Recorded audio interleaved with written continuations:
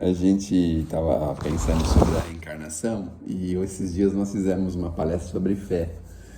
E aqui no capítulo 19 tem 6 e 7 fala da fé religiosa e a fé inabalável, né? Condição da fé inabalável. E a pergunta justamente é essa, é a construção da fé, como que ela se constrói? Porque a maioria das religiões falam de fé, mas a maioria delas não conseguem dar uma fé robusta para os seus adeptos, porque em determinado momento abre-se um vazio. Então, vocês que são todos nós somos espíritas que estamos aqui, já fomos questionados de pessoas de diversas religiões, quando se morre um parente próximo, uma pessoa muito querida, as pessoas ficam com muito pesar, com muita dúvida, ficam até com medo de saber como que a pessoa chegou do outro lado da vida. E aí elas perguntam para a gente que tem um entendimento espírita, né? Como que chega, como é que funciona isso, né? A pessoa está sofrendo, a pessoa estava no hospital tantos meses, continua do mesmo jeito, como que ela chega do lado de lá, como é que é o sofrimento, essas coisas, né? As pessoas ficam com muita dúvida. E a gente também, um pouco antes de conhecermos um pouquinho mais a doutrina, também tínhamos essa dúvida quando se tratava de crianças que desencarnavam, jovens da família. Então as pessoas ficavam com muito pesar de que o jovem tinha a vida toda pela frente, a criança, não é? Como que pode acontecer isso com uma criança? E na família mesmo tinha uma pessoa de 90 anos de idade, estava lá e a criança foi embora. Então a doutrina espírita basicamente é a única que consegue dar para a gente todas essas respostas. E essas respostas são as coisas que fortalecem a nossa fé. Então a gente vai concluindo que conforme a gente vai entendendo melhor a reencarnação, a nossa fé vai ficando cada vez mais profunda e mais robusta, mais firme, porque através da reencarnação a gente consegue assim explicar e entender como que funcionam algumas coisas, até que nós ainda nem tenhamos vivido elas, mas a gente consegue entender que as leis do Criador são perfeitas, mas que nós não somos, nós todos somos imortais, que nós temos o mundo espiritual, que a vida verdadeira não é a terra. A gente começa a robustecer a fé, até chegar ao ponto das pessoas perguntarem para a gente sobre a fé, sobre Deus, e a gente responde, não, eu não acredito em Deus, a gente tem certeza hoje, né? Então, com essa ideia a gente tem certeza. Mas o que nós precisamos pensar é botar à prova isso pra gente, porque a gente sempre fala e quando vem alguém a gente comenta, a gente tem resposta para tudo, para as coisas, para as pessoas, né? Mas e nós? A gente já se olhou no espelho, a gente está satisfeito com isso, tá? Como é que nós estamos com relação à nossa fé? Temos muita dúvida ainda, não é? Esses dias para trás a gente falou aí sobre algumas coisas que a gente mesmo pediu para Deus e a gente chega aqui e fica morrendo de medo, né? Que os medos, não é, são autorizados por Deus e que foram pedidos pela gente. E essas aflições que a gente vive, muitas vezes a perda de um ente querido, como que a gente convive com isso? É com mais naturalidade, é com mais entendimento, é com mais compreensão da situação, ou a gente ainda fica muito tocado, muito entristecido, muito chocado com as coisas que acontecem, as catástrofes, os problemas que surgem no dia a dia da gente, não é? A gente vê os países, os governos, as guerras, como que a gente se sente diante de tudo isso? Como que a gente se sente, né, estando aqui no Brasil, com todas essas dificuldades que nós estamos vivendo? De uma certa forma o mundo todo tem aí conflitos, não é? De uma certa forma nós estamos assim vivendo momentos de grandes apreensões, porque as coisas que acontecem num país refletem fortemente em outros países ou no mundo inteiro. Então não dá para dizer que nós estamos vivendo um momento assim tranquilo, né? Nós estamos vivendo um momento turbulento. Como que a gente vê tudo isso? Como que está a nossa fé? A gente consegue pegar um termômetro e medir? 36,5, 36,8, quanto que está a nossa fé? Esses dias o médico falou para mim que eu tinha que medir a temperatura deitado na cama por 8 minutos. Aí no primeiro dia eu peguei, já bem cedinho da manhã, eu peguei um negócio e apertei lá, ele fez um barulho, eu falei, deve estar funcionando depois aqui, né? Fiquei olhando no relógio lá, falei, meu Deus, que sono lascado se eu continuar aqui, né? Mas aí consegui os 8 minutos, mas não podia acender a luz. Aí fui no lugar que podia acender a luz. Quando eu fui ver, não tinha ligado o negócio, tinha desligado. Aí eu falei, sabe uma coisa? Me pedir isso, na hora que eu levantar mesmo, eu vou ficar com essa história, porque a gente não enxerga, logo cedo, está meio sonolento, né? Então, como que está a nossa fé? Está nesse nível, está ligado, o termômetro está ligado, está desligado? Que horas que a gente ofere essa nossa fé? Que momento a gente sente que a doutrina responde, que nos dá tranquilidade? E naquela coisa que vai surgir, naquele problema que pode surgir, vem a informação para a gente lá no fundinho e fala, não, calma, as coisas são assim mesmo. Tenha compaixão, tenha misericórdia, tenha paciência, tenha amor, sabe? Se a gente consegue já interagir com a nossa fé, isso é uma questão que nós precisamos fazer constantemente, porque a gente tem bastante teoria, não é? Só que a teoria, ela é bonita, a teoria é bonita, mas e a prática? Como que está a nossa prática? Uma pessoa se aproxima da gente na rua, sei lá, você vai entrar em casa e ver gente andando, rondando sua rua, como que você se comporta diante disso? Como se comporta com um problema de uma pessoa que está gravemente enferma, de família, próximo, às vezes aquelas pessoas que foram imprescindíveis para a gente, pai, mãe, irmão, como que a gente se comporta nisso, não é? Então, tudo isso a gente precisa levar à prova, pôr à prova, porque nós temos que estar preparados, mas a preparação, ela não acontece no fato. No fato, a gente já tem que estar preparado. Porque se a gente for preparar no fato, a gente não consegue. Você consegue fazer uma prece na hora da aflição? Na hora do medo, na hora da dificuldade, na hora do apavor? A gente não consegue. Mas eu acho que essa hora a gente consegue, sim. Consegue fazer a prece? É a primeira coisa que eu faço. Ai, meu Deus do céu, me ajuda. Então, mas dependendo da situação de estresse, a gente não consegue pensar em nada mais.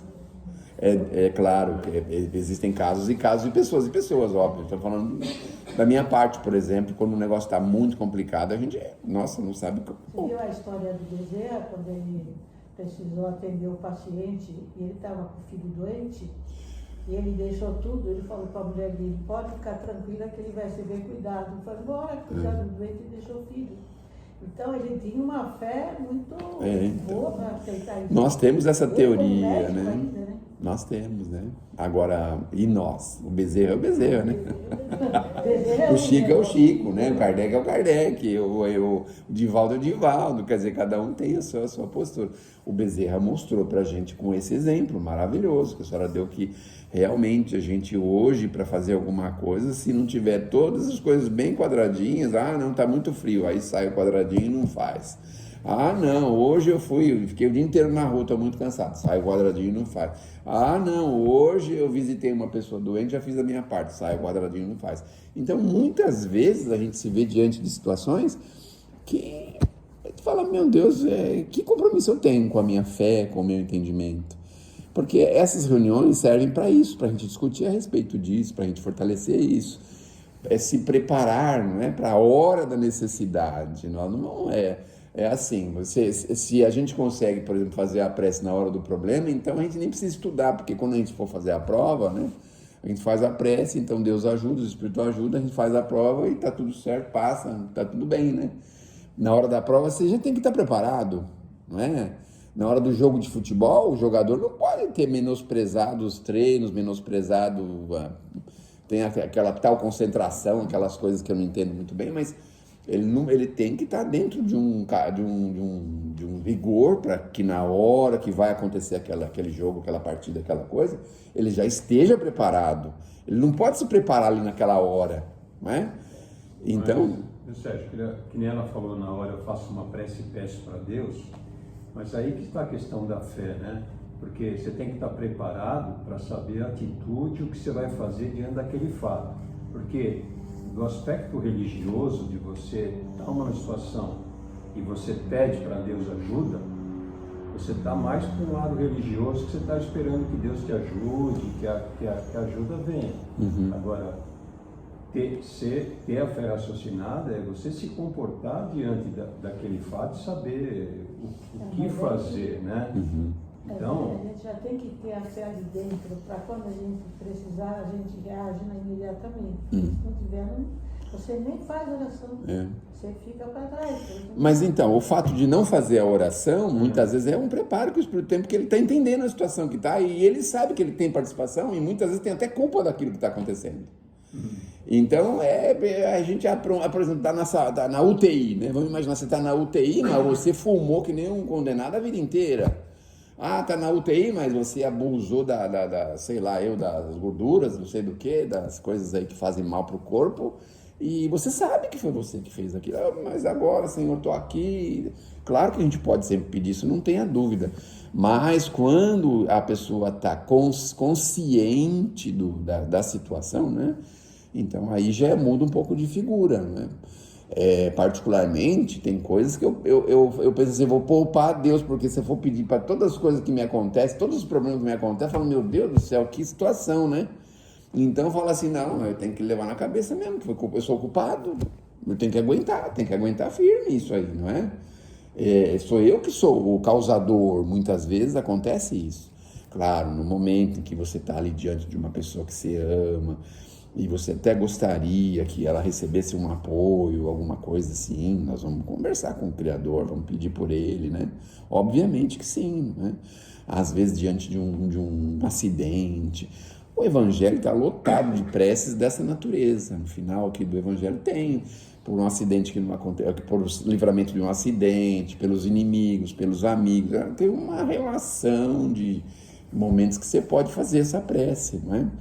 Mas o que nós estamos falando é assim, é o agora, né? Vamos imaginar, aconteceu o agora, o que a gente faz, não é? Me ocorrendo aqui, me lembrando aqueles incêndios terríveis que teve em São Paulo na década de 70, em que algumas pessoas foram para o telhado e algumas queriam se jogar do telhado, ou algumas até se jogaram, porque não acreditavam, estavam numa aflição, numa ansiedade, eu não sei o que aconteceu, mas aquela ansiedade, aquele calor muito forte talvez que estavam sentindo, enfim, aquela situação difícil, né, que estavam vivendo. Mas, e aí eles se atiraram de lá? Tem uma escusa? De uma certa forma tem, mas de uma outra forma tinha que estar até o último instante pensando o seguinte, alguma coisa pode acontecer até o último instante, então eu não posso me antecipar, não é, a um evento, a uma situação. Eu não estou julgando, estou só falando que a gente precisa entender que nós temos que ir até onde for possível. Não é, sabe? Diríamos assim, abandonar o barco no meio do trajeto, não é isso? Então, me lembrei desse fato porque ali, por exemplo, se tem uma pessoa que tem aquela fé robusta, fala assim, não, eu vou ficar aqui até o final, na hora que se não tiver jeito, já está resolvido, não tem o que fazer, não é? Inclusive nesse Joelma tem aquelas, eu não sei se eram irmãs, aquelas moças que morreram rezando a Joelma, né? Sim. Que elas tiveram uma passagem muito menos dolorida do que as outras, né? Por estarem no momento com fé, né? Naquele momento estavam, então, confiantes. Rezando. No momento daquele momento do Calvário, antes que quando o Judas vai se encontrar com Jesus, né, momentos antes, ele conversa com o pai, fala, mas pai, será que é preciso isso? Agora chegou o momento, mas será que seria preciso isso? Será que não tem um outro jeito, não é? Ele está conversando com o pai, né? Mas aí ele certamente entende que é aquele o caminho que teria que ser percorrido. Que é assim, a gente na carne, a gente não tem o entendimento que a gente tem quando está fora da carne. Então, certamente ele foi instruído o seguinte, que era para ele passar por essa situação difícil, complicada, muitas pessoas iam ser envolvidas, muitas coisas iam acontecer, mas que isso serviria para a humanidade, para a eternidade, né? Porque se facilitasse a vida dele ali, talvez o exemplo dele não fosse o maior que nós deveríamos ter tido, né? E na verdade houve o exemplo maior, né? Então você vê que aquele é o momento que Jesus é o cálice, não é? Mas eu não quero beber o cálice, mas se eu tenho que beber, eu vou beber, paciência, né? É a tal coisa, né? Então, a pergunta é justamente essa. Como que nós estamos diante da nossa fé? Isso é a pergunta que nós precisamos sempre fazer. Não, eu estou ainda vacilante, não tenho essa fé que transporta a montanha, não tenho essa fé inabalável, não é? Ele termina esse item 7 aqui, ele fala interessante, não é? A fé a fé inabalável é aquela que pode enfrentar sempre, face a face, todas as épocas da humanidade. Ele fala desse tipo de fé em que é do conhecimento, da ciência, não é? Porque a doutrina espírita, apesar desses 160 anos, 160 e poucos anos, a ciência ainda não conseguiu derrubar os preceitos da doutrina. O Kardec tinha uma espécie de preocupação com isso, porque lançado num período de fervor científico, que a França era um fervor científico na época do Kardec, né? Se fosse uma teoria, assim, diríamos assim, esdrúxula, absurda, obviamente a ciência teria derrubado, não é? Teria acabado com ela, né? Mas até hoje não se conseguiu. Até hoje, a reencarnação, eles podem até falar que não acreditam, mas acontece que eles não investigaram como deveriam. Aqueles que se propuseram a investigar a reencarnação conseguiram respostas assim muito substanciais. Inclusive, alguns publicaram livros, tem livros a respeito de reencarnações confirmadas, né? Confirmadas. Então, é assim, se a gente conseguir se apegar à ideia da reencarnação, então a gente vai entender a justiça divina, a bondade divina, a misericórdia, vai entender tantas coisas, e isso pode nos fortalecer, porque assim, por algum motivo eu estou nessa situação, a gente vai entender isso, por alguma razão eu cheguei nesse ponto. Porque a gente não chega nas situações assim de forma aleatória, pode parecer, o mundo quer que pareça assim, que aconteça alguma coisa com a gente para você acreditar, falar assim, você teve sorte ou azar, não é? Ai, meu Deus do céu, as pessoas que se aproximam da família, aquele genro, aquele cunhado, aquela nora, não é? As pessoas que se aproximam da família, a gente fala, se ele tivesse encontrado uma moça um pouco mais organizada, um pouco melhor, sei lá, não é?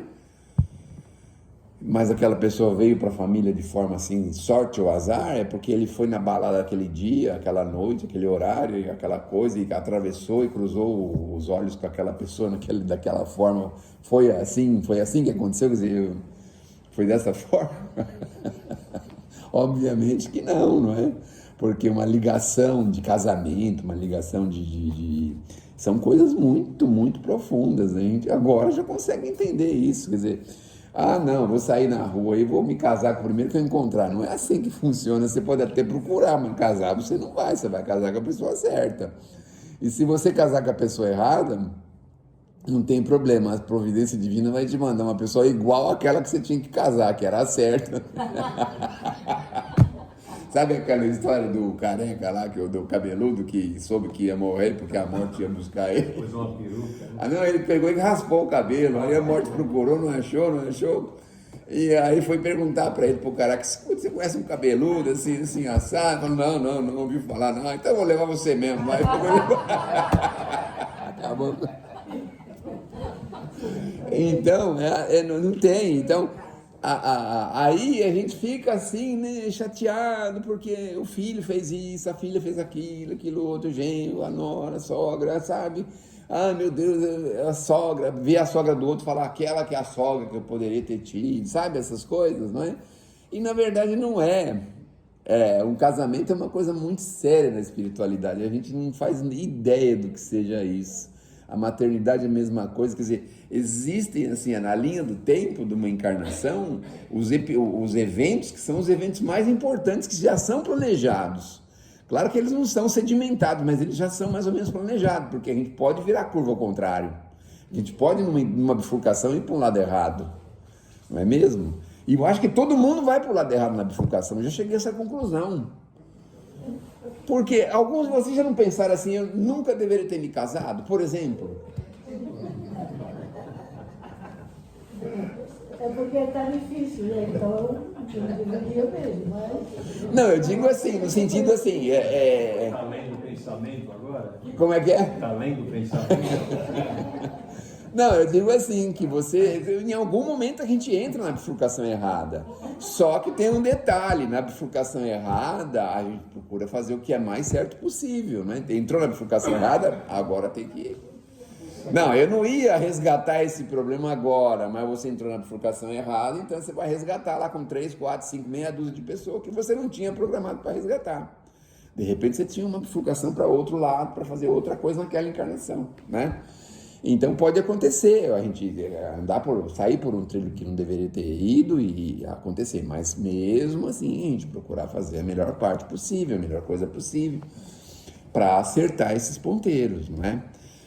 Tem um livro chamado Apenas uma Sombra de Mulher, do Fernando O, do Rio de Janeiro, e ele conta uma trajetória interessante, porque ele se comprometeu a se livrar do Sindicato das Trevas. Você já ouviram falar desse sindicato? Todo mundo está vinculado a esse sindicato. As trevas têm de tudo, né? Como é que é? As trevas têm de tudo, Ministério da Organização. Eles devem ter um sindicato também. A gente fala o Sindicato das Trevas, que é uma congregação de pessoas que estão dentro de um comportamento mais ou menos parecido, não é?